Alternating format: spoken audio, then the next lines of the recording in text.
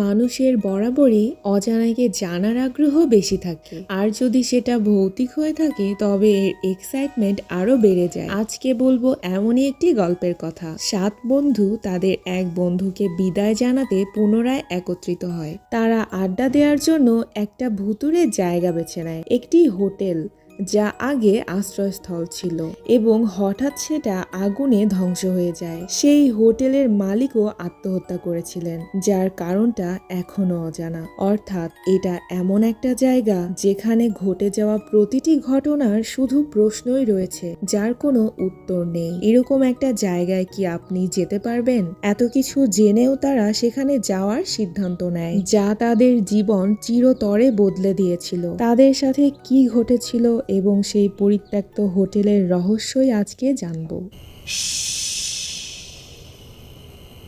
মুভির শুরুতে একটি হোটেল দেখানো হয়, যার নাম হোটেল গ্র্যান্ডিওস। হোটেলের ভেতর একটি লোককে হেঁটে যেতে দেখা যায়। লোকটি হাঁটতে হাঁটতে টেরেসে চলে যায়। এই সিনে আমরা বুঝতে পারি লোকটি এখানে সুইসাইড করতে এসেছে, এবং সেটাই হয়। লোকটি ছাদ থেকে লাফ দিয়ে আত্মহত্যা করে। এই লোকটিকে এবং এই ঘটনাটি মনে রাখবেন। এর রহস্য আমরা পরে জানতে পারবো। সিন শিফট হলে একটি বার দেখানো হয়, যেখানে সব বন্ধু বান্ধবরা মিলে আড্ডা দিচ্ছিল। সেখানকার এক টেবিলে 7 জন বন্ধুরা একটা রিইউনিয়ন পার্টিতে এসেছে, যাদের মধ্যে একজন নীল, আচিন্ত, স্যাম এবং মাগেশ।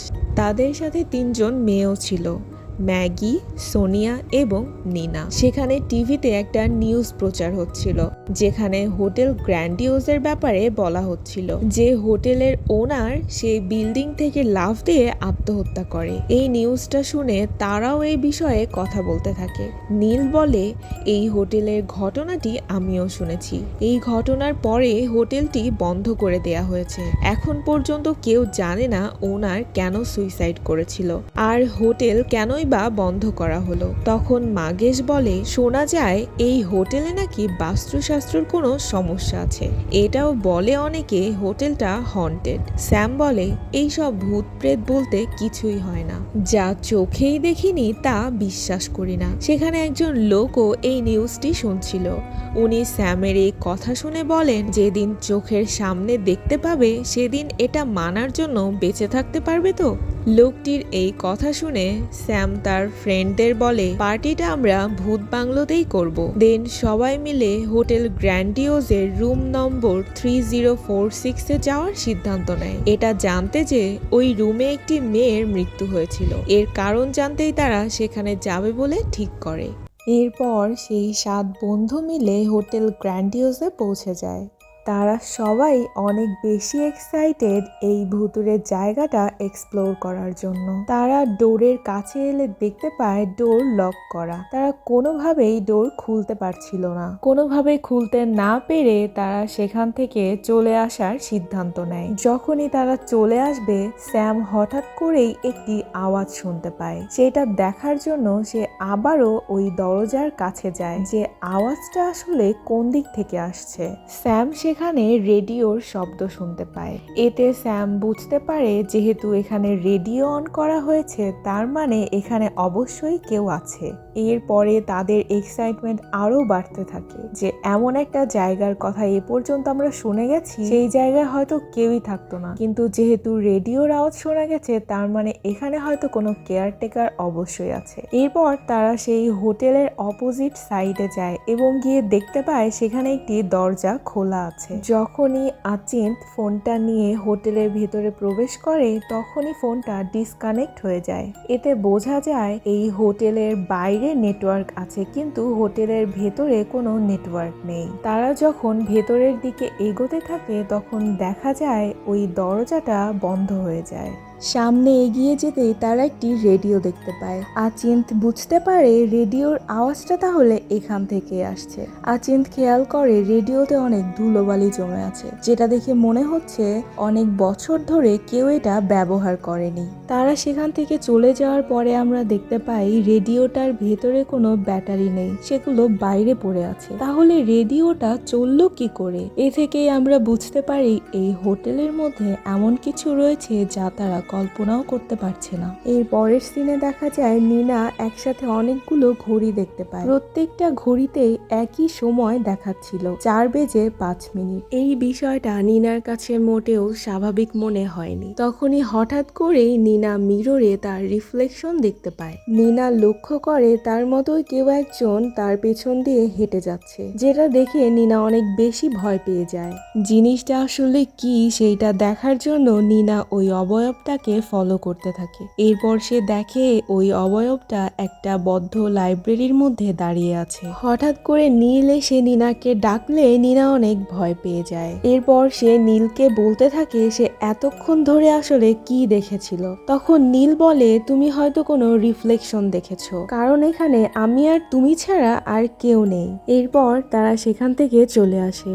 গ্রাউন্ড ফ্লোরের দিকে যেতেই হঠাৎ করে আচিন্তের পায়ের সাথে একটি ক্যান আটকে যায় এবং এটার শব্দ শুনে তারা সবাই ঘাবড়ে যায়। তখন আচিন্ত বলে, এটা জাস্ট একটা ক্যান ব্রো। এরপর দেখা যায় আচিন্ত ওই ক্যানটাকে একটা অন্ধকার রুমের মধ্যে ছুঁড়ে ফেলে। যখনই তারা সেখান থেকে চলে যায় তারা আবারও একটা আওয়াজ শুনতে পায়। তারা সবাই ফিরে এসে দেখতে পায় সেই ক্যানটা আবার সেই জায়গাতেই পড়ে আছে।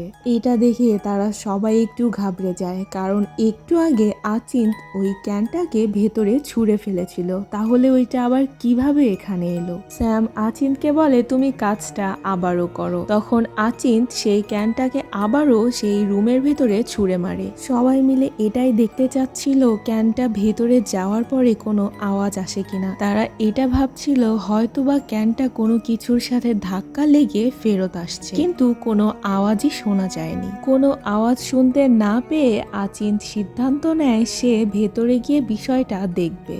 সে তার বন্ধুদের বলে, আমি গান করতে করতে ভেতরে যাব, তোমরা যদি আমার কোনো আওয়াজ শুনতে না পাও তারপরে তোমরা আমাকে খুঁজতে এসো।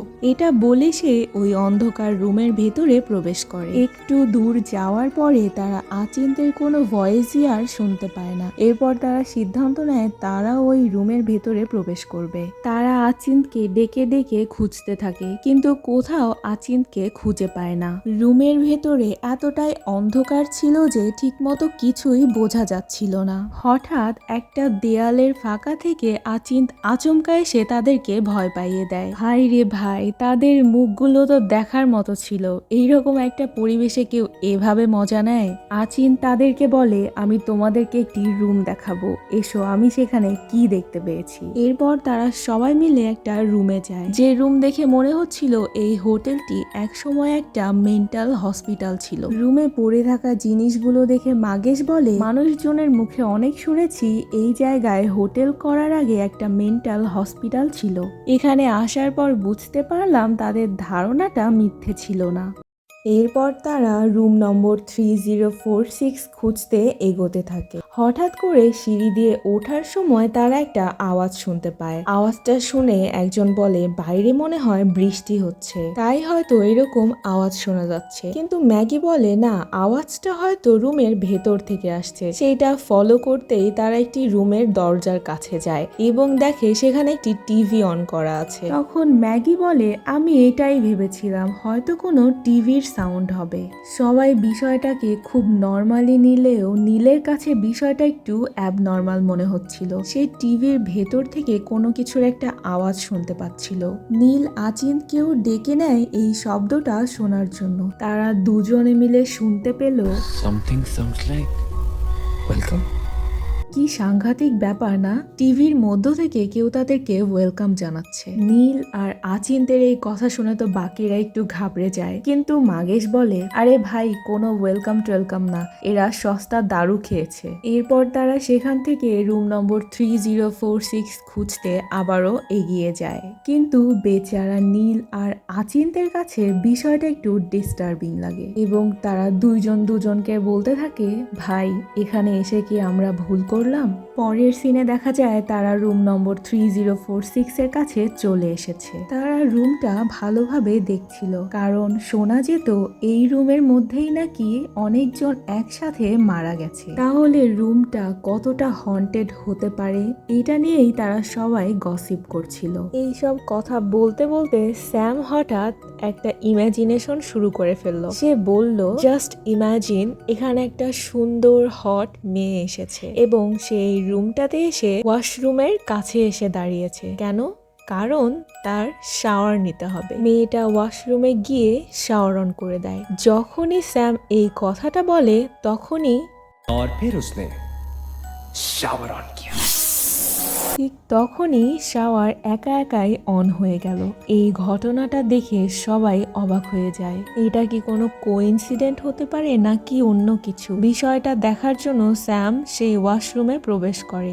এর কিছুক্ষণ পরই স্যাম যখন ওয়াশরুমের পর্দাটা ওপেন করতে যাবে তখনই হঠাৎ করে দরজাটা বন্ধ হয়ে যায়। এইদিকে বাকিরা অনেক চেষ্টা করেও কোনোভাবে দরজা খুলতে পারছিল না। দরজা খোলার পর সবাই দেখতে পায় স্যাম বাথটাবে পড়ে আছে। এই সিনটা দেখে সবাই অনেক বেশি ভয় পেয়ে যায় এবং দ্রুত ওই রুম থেকে বের হয়ে নিচে যাওয়ার চেষ্টা করে। এদিকে সোনিয়া নামের মেয়েটি সেখান থেকে যেতে চায় না, কারণ স্যাম তার বয়ফ্রেন্ড। আফটার অল বয়ফ্রেন্ডকে এভাবে রেখে কে যেতে চাইবে? তারা দ্রুত সেখান থেকে পালিয়ে নিচে চলে আসে এবং দেখতে থাকে তারা কোন দিক দিয়ে এসেছিল। কিন্তু তারা যে রাস্তা দিয়ে এসেছিল, অর্থাৎ যে দরজা দিয়ে প্রবেশ করেছিল, সেই দরজাটা আর সেখানে নেই। তারা কোনোভাবেই সেই দরজা খুঁজে পাচ্ছিল না। একজন বলে আমরা হয়তো এই সাইড দিয়ে এসেছি, তো আরেকজন বলে আমরা হয়তো এই সাইড দিয়ে এসেছি। তারা সেভাবেই দৌড়াদৌড়ি করতে থাকে, কিন্তু কোনোভাবেই তারা রাস্তা খুঁজে পায় না।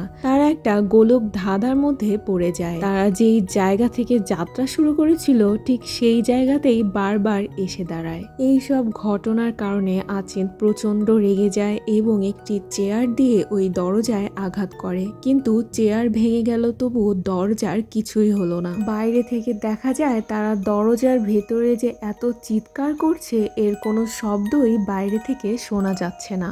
নীল সবাইকে সেলফোন চেক করতে বললে সবাই জানায় এখানে কোনো নেটওয়ার্ক শো করছে না। নীল বলে এই হোটেলে ঢোকার সময় কারো একজনের ফোন বেজেছিল আর সেটা আচিন্তের। তখন আচিন্ত বলে হ্যাঁ, আমার বাবা ফোন করেছিল। তখন নীল বলে এই রুমে ঢোকার পরেই তোর ফোনটি ডিসকানেক্টেড হয়েছে, এর অর্থ হলো এই হোটেলের ভেতরে কোনো নেটওয়ার্ক নেই। কিন্তু এর বাইরে যখন নেটওয়ার্ক আছে অবশ্যই খুঁজলে কোথাও না কোথাও নেটওয়ার্ক পাওয়া যাবে। তখন মাগেশ বলে টেরেসে অবশ্যই নেটওয়ার্ক পাওয়া যাবে, আমাদের যত তাড়াতাড়ি সম্ভব টেরেসে যেতে হবে। এরপর দেখা যায় আচিন্ত আর মাগেশ দুজনে মিলে টেরেসের উদ্দেশ্যে রওনা দেয়। নীলকে এখানেই থাকতে বলে যেন সে বাকিদের টেক কেয়ার করতে পারে।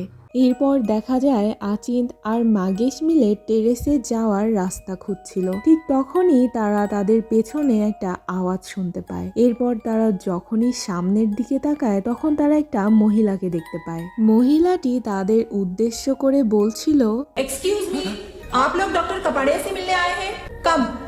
এই ঘটনার পর তারা দুজনে অনেক বেশি ভয় পেয়ে যায়। এদিকে আমরা দেখতে পাই মাগেশ একা একাই সামনের দিকে হাঁটতে থাকে। সে হাঁটতে হাঁটতে একটা রুমের সামনে এসে দাঁড়ায়। তারা রুমে যেতেই হঠাৎ করে একটা ক্যাসেট বেজে ওঠে, যেখানে একটি মেয়ের হাসির শব্দ শোনা যাচ্ছিল।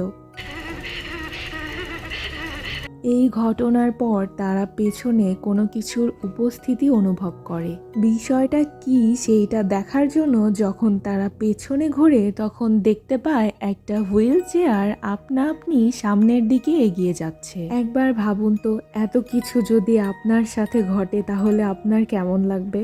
আমার তো ভেবেই ভয় লাগছে। এরপর আমরা দেখতে পাই মাগেশ একা একাই ওই হুইল চেয়ারের পেছন পেছন এগোতে থাকে। হুইল চেয়ারটা একটা রুমে দাঁড়িয়ে যায়। হঠাৎ করে হুইল চেয়ার থেকে কিছু একটা হাত বেরিয়ে এসে মাগেশকে ধাক্কা দেয়। এই ঘটনায় মাগেশ সেখানেই মারা যায়।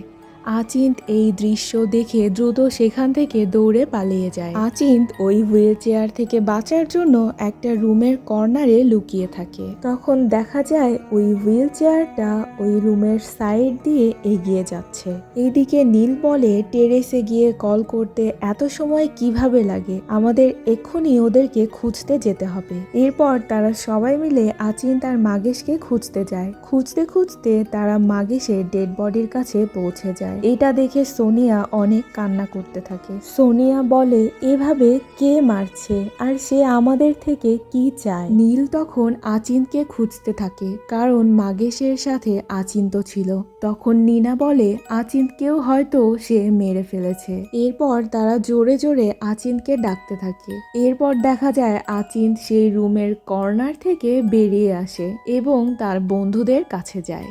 আচিন্ত কান্না করতে করতে বলে, ও আমাদের কাউকে ছাড়বে না, ও আমাদের সবাইকে মেরে ফেলবে। ও আমার চোখের সামনে মাগেশকে মেরে ফেলেছে, কিন্তু আমি কিছুই করতে পারিনি। পরের সিনে দেখা যায় তারা সবাই মিলে টেরেসের উদ্দেশ্যে রওনা দেয়। সেখানে আবারও তারা একটা আওয়াজ শুনতে পায়। আওয়াজটা লক্ষ্য করে সামনে এগোতেই দেখতে পায় টেবিলের উপরে একটা মার্বেল ঘুরছে। তারা যখনই ওই টেবিলের কাছাকাছি আসে তখনই তারা অন্ধকারের মধ্যে একটা অবয়ব দেখতে পায়, যা দেখে তারা অনেক ভয় পেয়ে সেখান থেকে পালিয়ে যায়। পালানোর সময় সোনিয়া হঠাৎ মেঝেতে আটকে পড়ে যায়। সে কোনোভাবেই সেখান থেকে উঠতে পারছিল না। বাকিরা সবাই মিলে তাকে উঠানোর চেষ্টা করেও কোনোভাবেই তাকে উঠানো যাচ্ছিল না। নীল লক্ষ্য করে আয়নাতে সোনিয়ার পিঠের উপরে কিছু একটা বসে আছে। হঠাৎ করে ওই জিনিসটা সোনিয়াকে পেছন দিকে টান দিয়ে নিয়ে যায়। এই ঘটনার পর তারা সবাই ওখান থেকে পালিয়ে আরো সামনের দিকে চলে আসে। তারা যেখানে দাঁড়িয়েছিল সেখানে একটা লাইট জ্বলছিল। নীল বলে, এই হোটেলে অবশ্যই জেনারেটরের লাইন আছে, আর ওই জায়গাটা যদি আমরা খুঁজে পাই তাহলে অবশ্যই এই জায়গাটা থেকে আমরা বের হতে পারবো। এরপর দেখা যায় নীল নিচের দিকে গিয়ে একটি গাড়ি দেখতে পায়। সেখানে চাবিও রাখা ছিল। চাবিটা নিয়ে নীল দ্রুত তার বন্ধুদের কাছে এসে বিষয়টা জানায়। এরপর তারা দ্রুত সেখানে এসে গাড়ি স্টার্ট করে এখান থেকে বের হবার জন্য। কিন্তু নীল কোথাওই রাস্তা খুঁজে পাচ্ছিল না যে সে গাড়িটা নিয়ে কোন দিকে যাবে। সেই মুহূর্তে তারা আবারও ওই মহিলাটিকে দেখতে পায়। তখন তারা গাড়িটা স্টপ না করে ওই মহিলার উপর দিয়েই চালিয়ে দেয়। এরপর হঠাৎ করে গাড়িটা কোনো কিছুর সাথে বেঁধে অ্যাক্সিডেন্ট হয়ে যায়। তারা কোনো কিছু বুঝে উঠতে পারছিল না যে তারা ঠিক কোথায় এসেছে, কারণ সেখানে প্রচুর আলো ছিল। তারা সামনে এগোতে থাকে। এগোতে গিয়ে দেখতে পায় তারা সে আবারও 3046 রুমের সামনে চলে এসেছে। এতবার চেষ্টা করেও তারা এই রুম থেকে দূরে যেতে পারছে না। কি একটা বাজে পরিস্থিতিতে পড়ে গেছে তারা। আচিন্ত বলে, তোরা কি কেউ লক্ষ্য করেছিস আমাদের মধ্যে যখনই কেউ একজন একা হয়ে যায় তখনই ওই আত্মাটা তাকে অ্যাটাক করে? নীল বলে, আমাদের তাহলে সকাল হওয়া পর্যন্ত একসাথেই থাকতে হবে এবং কোনো একটা জায়গায় লুকিয়ে থাকতে হবে। এরপর দেখা যায় তারা একটি রুমের মধ্যে দরজা লক করে লুকিয়ে বসে আছে। নীল বলে, এই রুম থেকে আমরা কেউ বের হব না। যদি কোনো আওয়াজও আসে তারপরও আমরা রুম থেকে বের হব না। ঠিক তখনই হঠাৎ বাইরে থেকে শোনা যায় কেউ ম্যাগি বলে ডাকছে। এটা শুনে ম্যাগি অনেক বেশি ভয় পেয়ে যায়। সে বলতে থাকে, আমাকে কে ডাকছে? এবার কি তাহলে আমার পালা? নীল ম্যাগিকে বলে, কোনো আওয়াজ করা যাবে না, কারণ আমরা এখানে লুকিয়ে আছি। সে চাচ্ছেই আমরা কোনো আওয়াজ করে তাকে বুঝিয়ে দেই আমরা কোথায় আছি। আর যত যাই হয়ে যাক এই রুম থেকে বেরোনো যাবে না। এটা বলে নীল ম্যাগিকে শান্ত করতে চায়। ধীরে ধীরে আওয়াজটা যখন আরো স্পষ্ট হতে থাকলো তখন ম্যাগি বলে, এই আওয়াজটা তো সোনিয়ার, তার মানে সোনিয়া এখনো বেঁচে আছে। এই কথা শুনে আচিন্ত বলে, ওটা কোনোভাবেই সোনিয়া হতে পারে না, কারণ এ পর্যন্ত ও যাদেরকেই তার শিকার বানিয়েছে কেউ বেঁচে ফিরতে পারেনি। এইটা কখনোই সোনিয়া হতে পারে না। আমরা এই রুম থেকে বের হব না, তুমি চুপচাপ এখানেই বসে থাকো। তখন নীনা আবার বলে ওঠে, গাইজ এটা সোনিয়াই হবে, আর আমরা যদি এখন বাইরে বের না হই তাহলে ওই আত্মাটা হয়তো সোনিয়াকে এবার মেরে ফেলবে। তোমরা যদি না যাও দাও, তাহলে আমি বাইরে একাই যাব। এটা বলে নীনা যখন বাইরে যেতে চায় তখন নীল বলে, যদি বাইরে যেতেই হয় তাহলে আমরা সবাই একসাথে যাব। নীলের এই কথা শুনে আচিন্ত বলে, তুই কি পাগল হয়ে গেছিস? তুই কেন ওদের কথা শুনছিস? আসলে এই জায়গাতে আমার মনে হচ্ছিল সব সময় মেয়েদের কথা শোনা ঠিক না। বেচারা আচিন্ত কোনো উপায় না পেয়ে তাদের সাথে যেতে রাজি হলো, কারণ একা থাকলেই তো বিপদ। তারা সবাই বাইরে এসে দেখে সোনিয়া ধীরে ধীরে তাদের কাছে এগিয়ে আসছে। নীল বলে ওঠে, ওয়েট, ওখানেই দাঁড়াও, তুমি যে সোনিয়া এর প্রমাণ কি? আমরা কিভাবে বিশ্বাস করে নেব যে তুমি সোনিয়া? সোনিয়া বলে, এইসব বলে তুমি কি বোঝাতে চাচ্ছ? আমি কি তোমাদের সাথে মজা করছি? তোমরা আমার অবস্থা দেখছো না? তারা বুঝতে পারে যে এটা তাদের ফ্রেন্ড সোনিয়া। এরপর সোনিয়া নীলকে বলে, তুমি কি জানতে চাও কে এভাবে আমাদেরকে মারছে? ওর নাম হলো মায়া।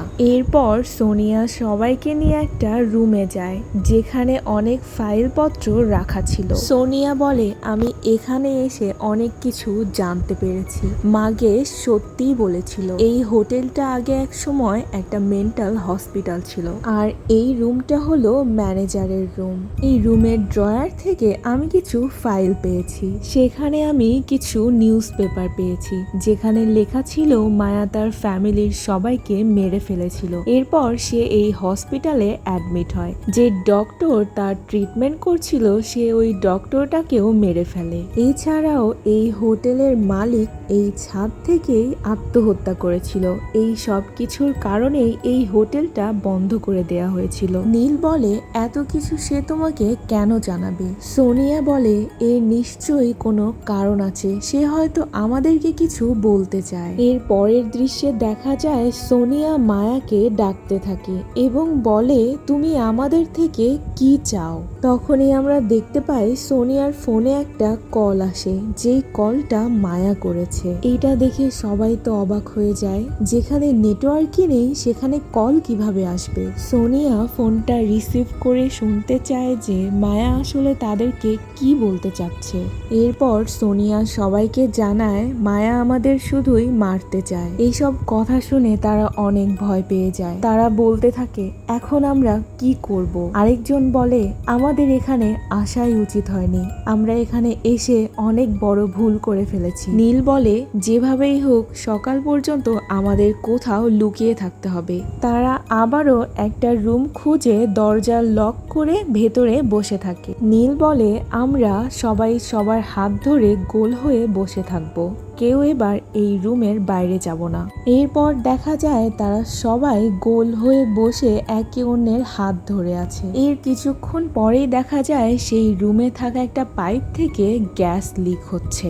নীল বলে, যত যাই হয়ে যাক কেউ কারোর হাত ছাড়বে না। ধীরে ধীরে গ্যাসের পরিমাণ এতটাই বেড়ে যায় যে এত কাছাকাছি বসেও কেউ কাউকে দেখতে পাচ্ছিল না। তখন নীল বলে, আমি একে একে সবার নাম বলবো আর সবাই বলবে আমি ঠিক আছি। ম্যাগি, আচিন্ত এবং নীনা সবাই ঠিক আছি বললেও নীল যখন সোনিয়ার কথা জিজ্ঞেস করে তখন সোনিয়া চুপ করে যায়। নীল যখন সোনিয়াকে আবার জিজ্ঞেস করে কিছু বলো, তখন সোনিয়া বলে,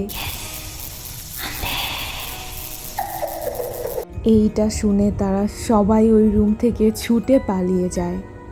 একটু সামনে আসতেই তারা দেখতে পায় হুইল চেয়ারে তাদের ফ্রেন্ড সোনিয়া পড়ে আছে। এর অর্থ হলো সোনিয়া অনেক আগেই মারা গেছে। তারা অনেক বেশি কান্না করতে থাকে যে তারা যেটাই করছে কোনোভাবেই তারা সফল হতে পারছে না। আচিন্ত বলে, একসাথে থেকেও আমরা সেফ নই, ওই আত্মাটা আমাদেরকে যেভাবেই হোক খুঁজে নিচ্ছে। নীনা হঠাৎ বলে ওঠে, নীল, তোমার কি মনে আছে সেই করিডোরের কথা যেখানে আমি অনেকগুলো ঘড়ি দেখেছিলাম? প্রত্যেকটা ঘড়িতেই সেম টাইম দেখাচ্ছিল, 4:05।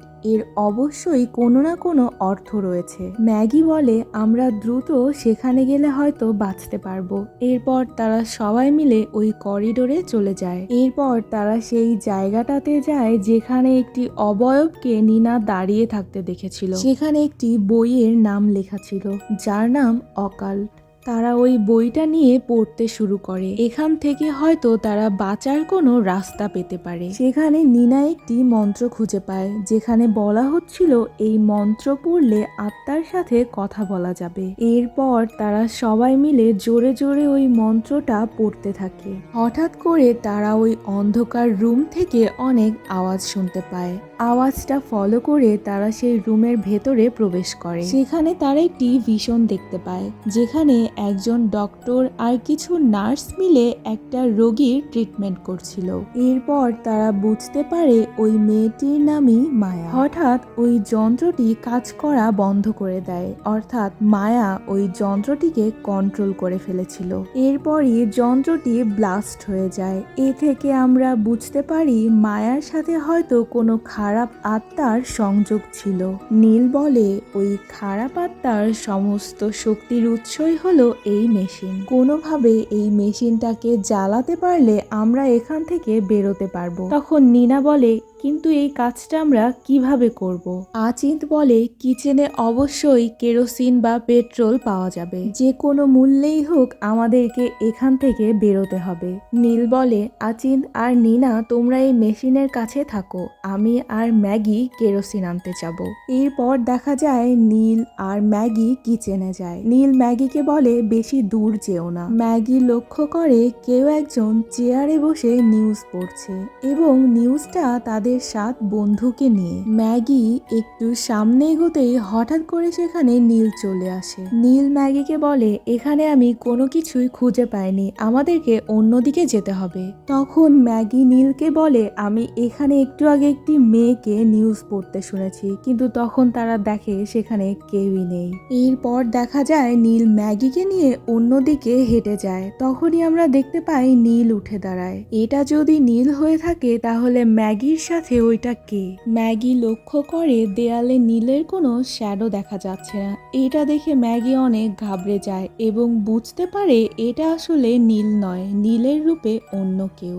এরপর ম্যাগি দ্রুত সেখান থেকে দৌড়ে পালিয়ে সেই কিচেনের এক কর্নারে এসে লুকিয়ে পড়ে। তখনই সেখানে নীল চলে আসে আর ম্যাগিকে ডাকতে থাকে। ম্যাগি ভাবে হয়তো এটা সেই আত্মাটা, এই জন্য সে ভয়ে চুপচাপ বসে থাকে। কিন্তু যখনই সে উপরে তাকায় তখন দেখে ওই আত্মাটা উপরে বসে আছে। এরপরই আত্মাটি ম্যাগির ওপর ঝাঁপিয়ে পড়ে ম্যাগিকে মেরে ফেলে। এরপর দেখা যায় আচিন্ত আর নিনা কারোর চিৎকারের আওয়াজ শুনতে পায়। কেউ যেন আচিন্তকে বলছে, হেল্প মি। এটা শুনে আচিন্ত সামনের দিকে এগিয়ে যায়। একটু যাওয়ার পরেই নিনা আচিন্তের চিৎকার শুনতে পায়। নিনা ভাবে আচিন্ত হয়তো বিপদে পড়েছে।